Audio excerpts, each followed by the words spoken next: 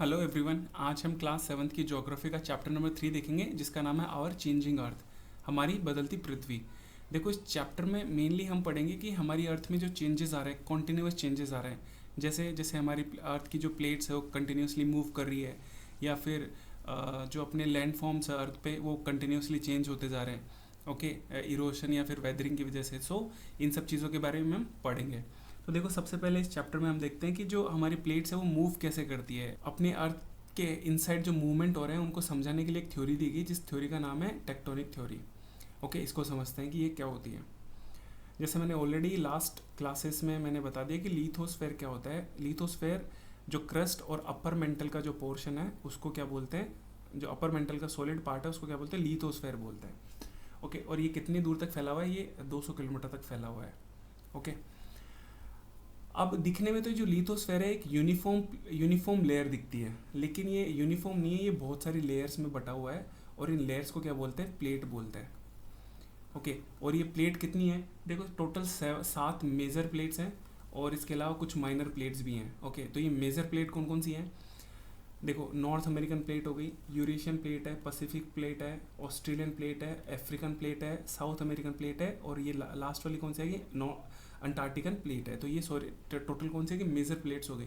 और इनके अलावा स्मॉल प्लेट्स भी हैं, माइनर प्लेट्स भी हैं। कौन कौन सी, जैसे फिलीपाइन सी प्लेट आ गई, इंडियन प्लेट आ गई, अरेबियन प्लेट्स आ गई, कैरेबियन प्लेट आ गई, कोकोस प्लेट आ गई, जोन डे फूका प्लेट आ गई। तो ये सारी कौन सी हैं, ये स्मॉल माइनर प्लेट्स हैं।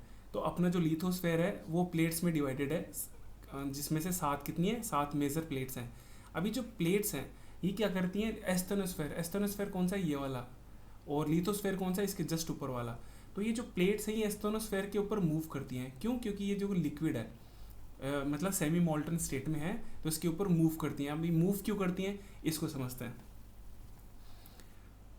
देखो, इसके मूवमेंट को समझने के लिए हमें पहले ये हीट ट्रांसफ़र का जो कॉन्सेप्ट है इसको समझना होगा, क्योंकि ये इसी से रिलेटेड है। तो देखो, हीट ट्रांसफ़र होता क्या है, एक ऑब्जेक्ट से दूसरे ऑब्जेक्ट की तरफ हीट का जो फ्लो होता है उसको बोलते हैं हीट ट्रांसफ़र। ठीक है, ये 3 फॉर्म्स में होता है जो हीट ट्रांसफ़र होता है। कौन कौन से, एक तो कंडक्शन, एक कन्वेक्शन और एक रेडिएशन, जिसको हिंदी में बोलते हैं चालन, संवहन और विकिरण। ओके, तो सबसे पहले हम इनको जो इनकी बेसिक डेफिनेशंस है वो देखते हैं क्या क्या ये। देखो, इसको एक एग्जांपल से समझते हैं। इसमें एक कैटल है जिसमें पानी गर्म किया जा रहा है। ओके, और यहाँ इसको नीचे से गर्म किया जा रहा है, यहाँ से। तो सबसे पहले हम देखते हैं कंडक्शन, जिसको हिंदी में बोलते हैं चालन। देखो, कंडक्शन क्या होता है, heat transfer occurred by direct contact, मतलब जब डायरेक्ट कांटेक्ट के द्वारा हीट का ट्रांसफ़र होता है उसको कंडक्शन बोला जाता है। ओके, कैसे, जैसे इसको नीचे से यहाँ से गर्म किया जा रहा है, तो थोड़ी देर बाद में ये जो नीचे वाला हिस्सा है बर्तन का ये गर्म हो जाता है, और इसी वजह से पानी गर्म होता है। ओके, लेकिन थोड़ी देर बाद में हमको ये पता चलता है कि जो बाकी जो हिस्सा जो इसको टच भी नहीं हो रहा है, इस जहाँ से गर्म किया जा रहा है उसको टच भी नहीं हो रहा, वो भी गर्म हो जाता है। यह वाला हिस्सा या इसका हैंडल, ये किसकी वजह से होता है, कंडक्शन की वजह से। कैसे, देखो एक पार्टिकल जो ये गर्म हो गया, ओके, और इसके जो पड़ोस का जो पार्टिकल है उसको क्या करेगा, अपनी हीट को ट्रांसफ़र करेगा। अब ये वाला पार्टिकल गर्म होने के बाद में ये अपनी ये वाला अपने पड़ोस को गर्म करेगा, मतलब इसकी जो हीट को ट्रांसफ़र करेगा। सिमिलरली इस तरह से चेन बनती जाएगी और ये जो पूरा बर्तन है वो धीरे धीरे गर्म होता जाएगा। तो ये किसकी वजह से होता है, कंडक्शन की वजह से होता है, जिसमें डायरेक्ट कॉन्टैक्ट होता है। अब दूसरा देखते हैं रेडिएशन। रेडिएशन में क्या होता है कि हीट ट्रांसफ़र किसके थ्रू होता है, इलेक्ट्रोमैग्नेटिक वेव्स के थ्रू होता है, लेकिन बिना इन्वॉल्विंग पार्टिकल्स, मतलब बिना डायरेक्ट कॉन्टैक्ट के। यहाँ पे क्या होता है, डायरेक्ट कांटेक्ट था और पार्टिकल्स इन्वॉल्व थे, लेकिन रेडिएशन में क्या होता है, कांटेक्ट तो होता नहीं है और बिना इसमें जो पार्टिकल्स वो इन्वॉल्व नहीं होते हैं। कैसे, देखो जैसे ये जो बर्तन है ये गर्म हो गया अभी। ओके, अब अगर हम अपने हाथ को इस बर्तन के पास लेके जाते हैं, टच नहीं करते हैं, इसके पास में लेके जाएंगे तो हमें थोड़ी हाथों को गर्मी फील होगी। किस वजह से, इसी रेडिएशन की वजह से, क्योंकि जो इलेक्ट्रोमैग्नेटिक वेव के थ्रू जो हीट आएगी अपने हाथ के ऊपर, जो ट्रांसफ़र होगी, इसी वजह से हमें गर्मी फील होगी। ओके, जैसे सर्दियों में जब हम आग के सामने बैठते हैं तो हमको जो गर्मी फील होती है वो किसकी वजह से फील होती है, रेडिएशन की वजह से ही फील होती है। ओके, ये दूसरा मोड हो गया हीट ट्रांसफ़र का। अब हम बात करते हैं कन्वेक्शन की। अब देखो, जो कन्वेक्शन में जो हीट का ट्रांसफ़र होता है वो कैसे होता है, पार्टिकल्स के मूवमेंट से होता है। ओके, और किन के पार्टिकल मूव कर सकते हैं, केवल फ्लूइड्स के, केवल तरल पदार्थ के जो पार्टिकल्स हैं वो मूव कर सकते हैं। ओके, अब देखो फ्लूइड्स में कौन कौन से आ गए, तरल पदार्थ तो आ गए, जितने भी लिक्विड्स है वो तो आएंगे, इसके साथ साथ गैसेस भी आती हैं। ओके, देखो इनमें होता क्या है कि जो लिक्विड्स और गैसेस के जो पार्टिकल है वो फ्रीली मूव कर सकते हैं इधर से उधर आ जा सकते हैं, जबकि जो सॉलिड है, जो ठोस है, उसके पार्टिकल क्या हाईली कॉम्पैक्टेड होते हैं। हाईली कॉम्पैक्टेड का मतलब क्या हुआ कि बिल्कुल एक दूसरे से सटे हुए होते हैं, और इस तरह से सटे हुए होते हैं कि उनको इधर उधर मूव करने के लिए जगह ही नहीं मिलती है। अब जब जगह नहीं मिलेगी तो मूव नहीं कर पाएंगे, तो इस वजह से जो सॉलिड के जो पार्टिकल्स है वो मूव नहीं कर पाते हैं फ्रीली, जबकि जो लिक्विड और गैसेस के जो पार्टिकल है वो फ्रीली मूव कर सकते हैं। अब देखो मैंने बताया कि कन्वेक्शन में जो हीट का जो फ्लो होता है वो कैसे होता है, पार्टिकल के मूवमेंट से होता है। अभी किस तरह से होता है इसको मैं इस एग्जाम्पल से बताता हूँ। देखो यहाँ पे भी एक पॉट में पानी गर्म किया जा रहा है और इसको नीचे से यहाँ से गर्म किया जा रहा है, ठीक है। अब हुआ क्या कि यहाँ के जो नीचे वाले जो पार्टिकल्स हैं वाटर के, वो क्या होंगे, गर्म होने लगेंगे, और यहाँ पे जो ऊपर वाले तो अभी ठंडे ही हैं। तो देखो जो ठंडे मॉलिक्यूल और गर्म मॉलिक्यूल उनमें डिफरेंस होता है। क्या डिफरेंस होता है, पानी गर्म होने की वजह से पानी के मॉलिक्यूल्स की जो डेंसिटी होती है वो कम हो जाती है। ये हॉट है और ये कोल्ड है, तो जो ये हॉट वाले जो मॉलिक्यूल्स है उनकी डेंसिटी कम हो जाएगी गर्म होने की वजह से, मतलब जो घनत्व होता है वो कम हो जाता है। किसके कंपैरिजन में, ठंडे वाले जो मॉलिक्यूल है, जो कोल्ड मॉलिक्यूल है, उनके कंपैरिजन में, मतलब इनकी डेंसिटी ज़्यादा रहेगी और इनकी कम रहेगी।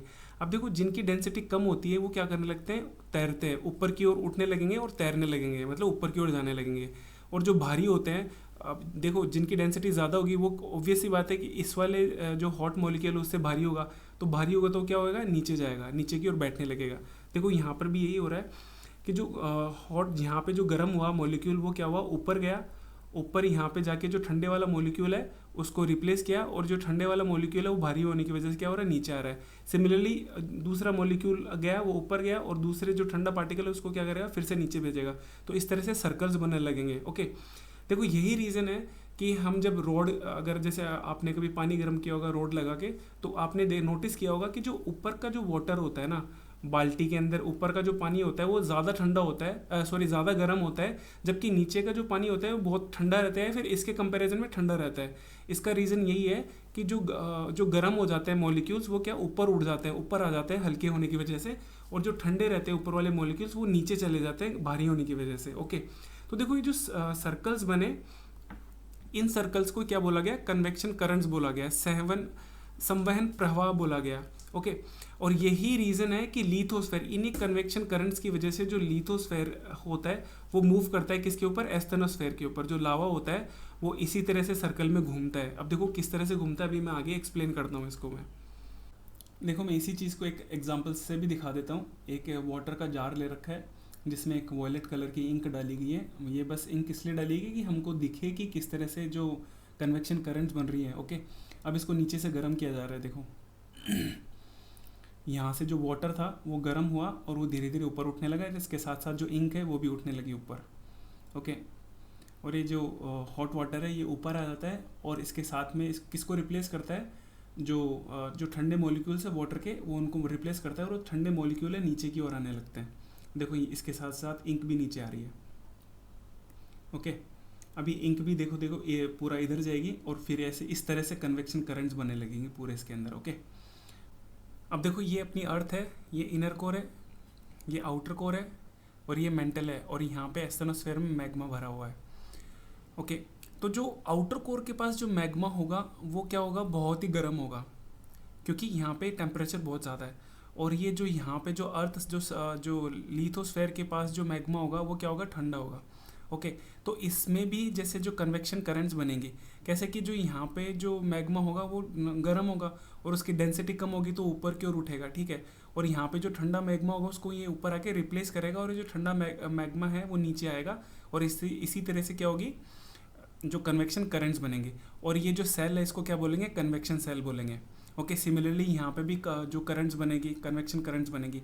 अब देखो ये अपनी अर्थ लिथोस्फेयर है, और ये प्लेट क्या कर रही है, देखो इस तरफ अगर ये जो अपना जो मैग्मा इस तरफ मूव कर रहा है, जो अपनी प्लेट्स भी क्या करेंगे, इस तरफ मूव करेंगे। सिमिलरली जो मैग्मा है इस तरफ मूव करेगा, जो प्लेट्स भी क्या करेंगे, इस तरफ मूव करेंगे। ओके, तो इससे होगा क्या कि यहाँ पे एक क्रैक बनेगा, और क्रैक बन के जो मैग्मा है वो बाहर आएगा, और यहाँ पे जैसे इग्नियस रॉक हो गई या फिर जो वॉल्केनिक माउंटेन है वो क्या होगा, वो बनेगा यहाँ पे। सिमिलरली यहाँ पे देखो जब ये जो कन्वेक्शन करंट्स है या मैग्मा है वो इस तरफ मूव कर रहा है, तो ये जो प्लेट है ना ये वाली भी किस तरफ मूव करेगी, इस तरफ मूव करेगी, और ये इस तरफ आ रही है, तो ये कौन सी होगी, कन्वर्जेंट प्लेट बाउंड्री होगी, और ये आपस में टकराएंगे और यहाँ पे क्या फोल्ड होगी यहाँ की जमीन, यहाँ पे फोल्ड माउंटेन्स बनेंगे। फोल्ड माउंटेन्स के एग्जाम्पल कौन से हैं, जैसे अपना हिमालय। ओके, और यहाँ पे जो ये है ये दूर जा रही है तो क्या होगी, डाइवर्जेंट प्लेट बाउंड्री होगी, और यहाँ पे क्या वॉल्केनिक माउंटेन्स बनेंगे। ओके, देखो इस वीडियो में भी देखो जो मैग्मा है वो इस तरफ मूव कर रहा है कन्वेक्शन करंट की वजह से, और इसी वजह से ये प्लेट है इधर मूव करेगी, और ये मैग्मा जब ये इधर जा रहा है तो ये प्लेट किस तरफ जाएगी, इस तरफ जाएगी। अब ये दोनों प्लेट अगर एक दूसरे से दूर जाएगी, डाइवर्ट होगी, तो यहाँ पे क्या क्रैक डेवलप होगा, और इस क्रैक डेवलप होने की वजह से जो मैग्मा है उसको बाहर निकलने की जगह मिलेगी, और ये बाहर निकलेगा और क्या होगा, वॉल्केनिक एरप्शन होगा। अब वॉल्केनिक एरप्शन होगा तो वहाँ पे वॉल्केनिक माउंटेन बनेगा, और जो रॉक इसमें आएगी वो कौन सी आएगी, इग्नियस रॉक होगी।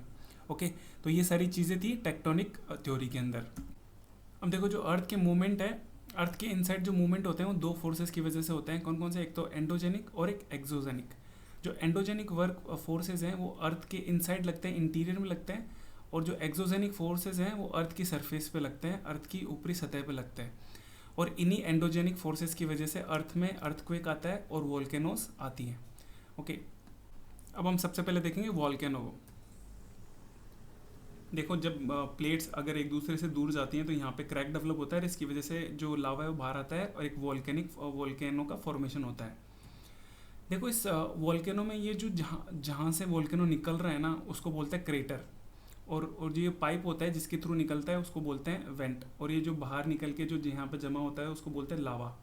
ओके, और इस क्रेटर से जो लावा के अलावा और क्या क्या निकलती है, इसके अलावा गैसेस निकलती हैं और ऐश निकलती है, जो राख होती है वो भी निकलती है। ओके, ये सारी चीज़ें इसमें है वॉल्केनो में। अब हम बात करेंगे अर्थक्वेक की, भूकंप की।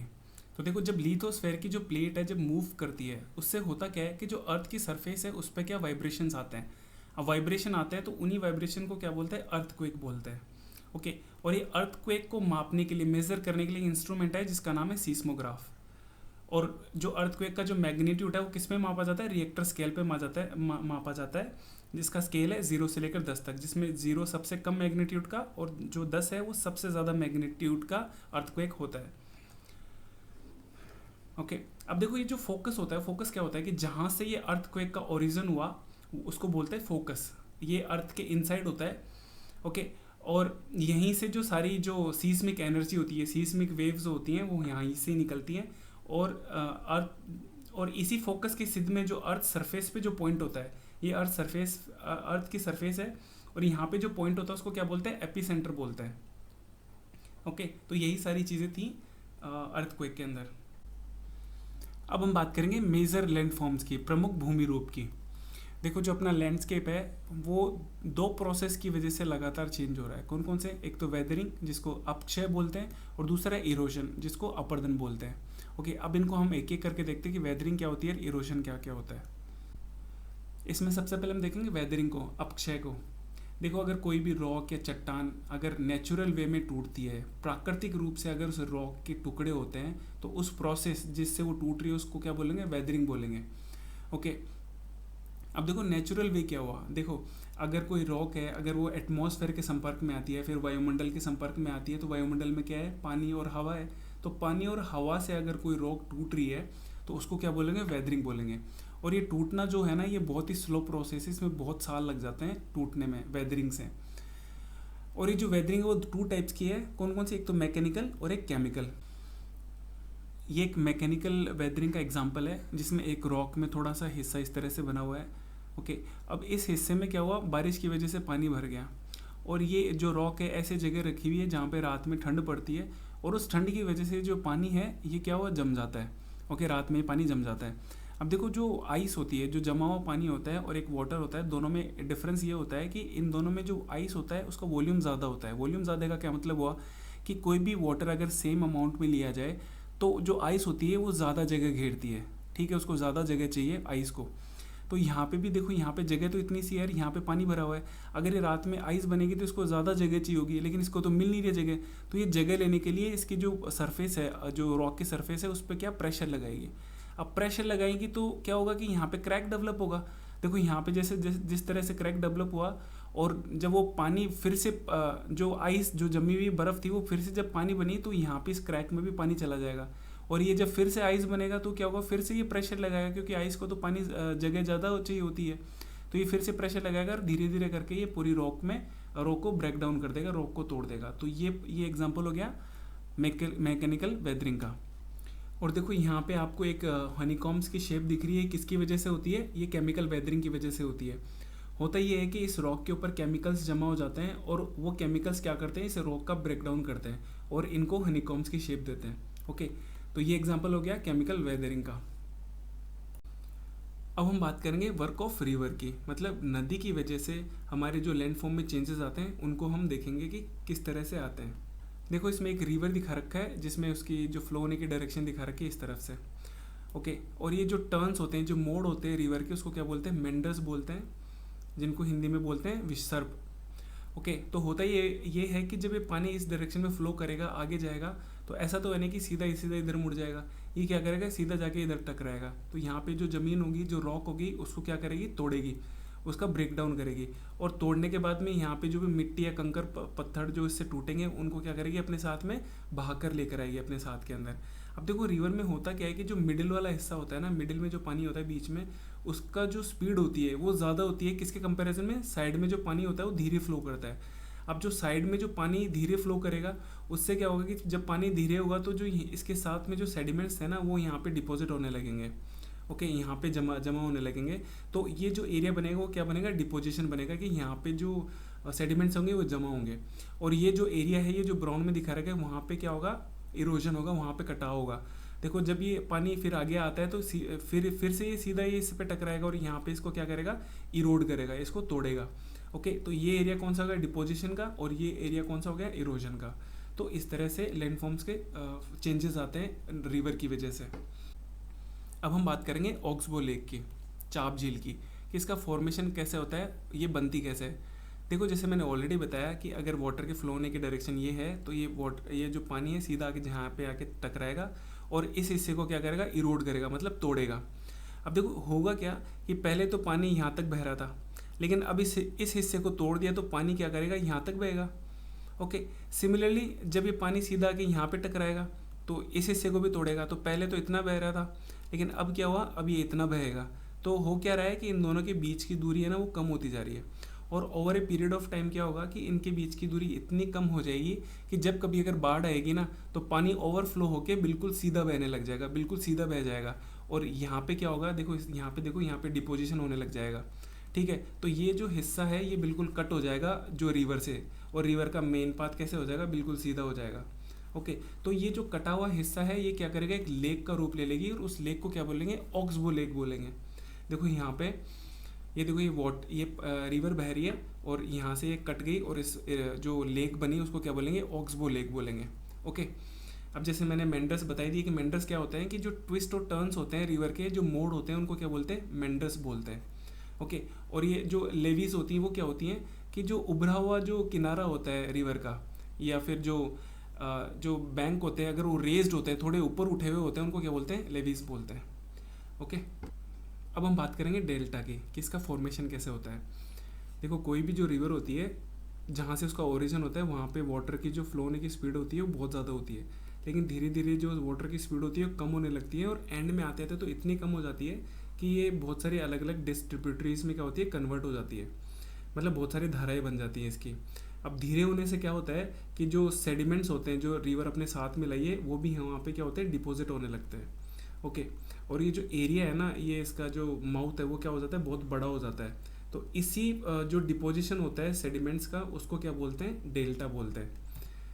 देखो यहाँ पे देखो ये एक रिवर है और ये इधर आके डिस्ट्रीब्यूटरीज में कन्वर्ट हो गई, और आगे जाके देखो इसकी और छोटी छोटी धाराएं बन गई, और ये अपने साथ साथ में जो डिपॉजिट यहाँ पे जो सेडिमेंट्स लाई उनको क्या करा? यहाँ पे डिपॉजिट कर दिया, और ये जो फॉर्म हुआ उसको क्या बोलते हैं? डेल्टा बोलते हैं। ओके, अब हम बात करेंगे वर्क ऑफ सी वेव्स की, कि सी वेव की वजह से किस तरह से लैंडफॉर्म में चेंजेस आते हैं।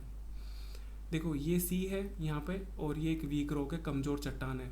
अब होगा ये कि जब ये जो सी वेव्स होती हैं, जो समुद्री लहरें होती हैं, वो यहाँ पर आकर जब टकराएंगी तो इसके आसपास की चीज़ों को क्या करेंगे? इरोड करेंगे, यहाँ से तोड़ने लगेंगे इसको, और एक केव जैसी एक स्ट्रक्चर बन जाएगी। देखो यहाँ पे, और इसको क्या बोलेंगे? सी केव बोलेंगे, समुद्री गुफा बोलेंगे उसको।